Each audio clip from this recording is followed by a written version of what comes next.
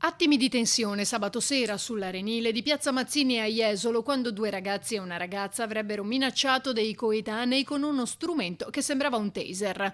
All'indomani i controlli della polizia locale si sono concentrati all'alba sulla sicurezza stradale in uscita dalla località. 3 le patenti ritirate a giovani alla guida in stato di ebbrezza.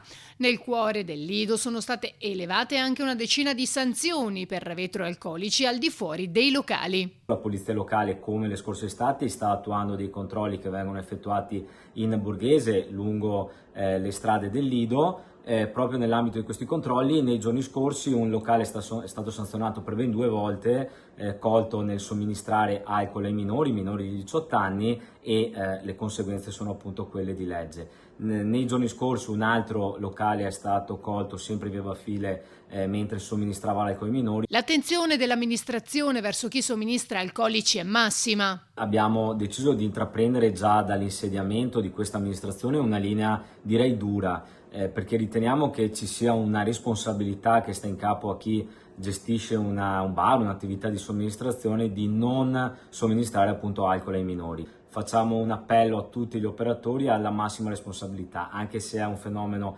assolutamente marginale. Riteniamo sia doveroso avere la responsabilità nei confronti dei minori in crescita e nei confronti anche del tema della sicurezza nella nostra città. Sul fronte della sicurezza, infatti, nei giorni scorsi il prefetto Darcopellos ha anche confermato per le prossime settimane estive le zone rosse, nei giorni di massima affluenza e in occasione dei grandi eventi.